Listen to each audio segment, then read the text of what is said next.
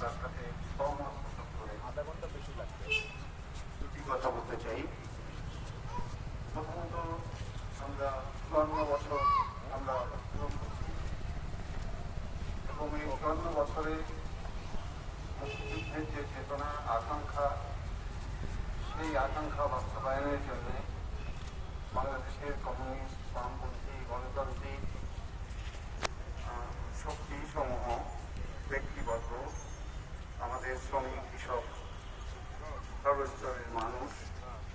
আমরা সংগ্রাম করে আসছি এবং এই 54 বছরে আমরা নানান সময়ে আমরা প্রচুর খেয়েছি, আক্রান্ত হয়েছি, ষড়যন্ত্রের মুখোমুখি হয়েছি। সর্বশেষ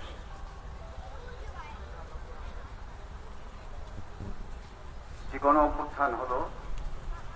সেই গণ অভ্যুত্থানে আমাদের দেশের শ্রমজীবী মানুষ অংশগ্রহণ করেছেন, জীবন দিয়েছেন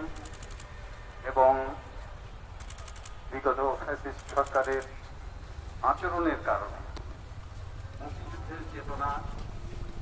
মুক্তিযুদ্ধের যে আকাঙ্ক্ষা, সে আকাঙ্ক্ষা পদদলিত হচ্ছিল, আক্রান্ত হচ্ছিল, মানুষ ঘুরে দাঁড়িয়েছে। কিন্তু আমরা লক্ষ্য করছি এই পরিবর্তনের ভেতরে একটি পরিকল্পিত শক্তি 47 সাল কে সামনে এনে, 24-কে সামনে এনে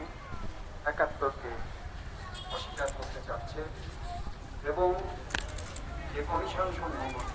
সেখানে 71 এবং 24-কে একসাথে ছাড়া অবস্থা। মুক্তিযুদ্ধের যে শহীদ, যে নারীরা তার সম্ভ্রম হারিয়েছিলেন, তাদের সম্পর্কেও কটূক্তি করার চেষ্টা করা এবং গণহত্যাকারীরা সোচ্চার কণ্ঠে বলার চেষ্টা করছে যে তারা অপরাধী নয় এবং গণহত্যা পরবর্তীকালে যুদ্ধাপরাধীদের যে বিচার হয়েছে, সেই বিচারও প্রশ্নবিদ্ধ হচ্ছে। অর্থাৎ মুক্তিযুদ্ধকেই প্রশ্নবিদ্ধ করার জন্য একটা পরিকল্পিত ষড়যন্ত্র করছে এবং দেশটাকে একটা নৈরাজ্যভাব ভেতরে ঠেলে দিয়ে সাম্রাজ্যবাদীরা তাদের যে স্বার্থ, সেই স্বার্থ সিদ্ধি করার চেষ্টা করছে। ফলে এই অভ্যুত্থানের ভেতর দিয়ে মানুষের শক্তির যে অভ্যুত্থান হয়েছে, এমন ষড়যন্ত্রকারীদের যে ষড়যন্ত্র, সেই ষড়যন্ত্র মোকাবেলার প্রশ্ন সমগ্র জাতির সামনে, আমাদের সামনে এসে দাঁড়িয়েছে। ফলে আজকে আমরা বাম গণতান্ত্রিক জোটের পক্ষ থেকে এই কথা বলতে চাই যে মুক্তিযুদ্ধের যে আকাঙ্ক্ষা, সেই আকাঙ্ক্ষা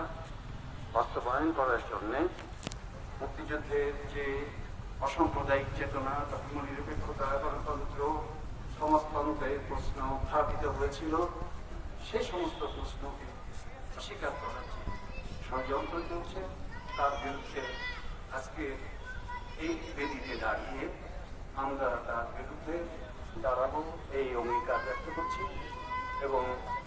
আমার বক্তব্য এখানে শেষ করছি।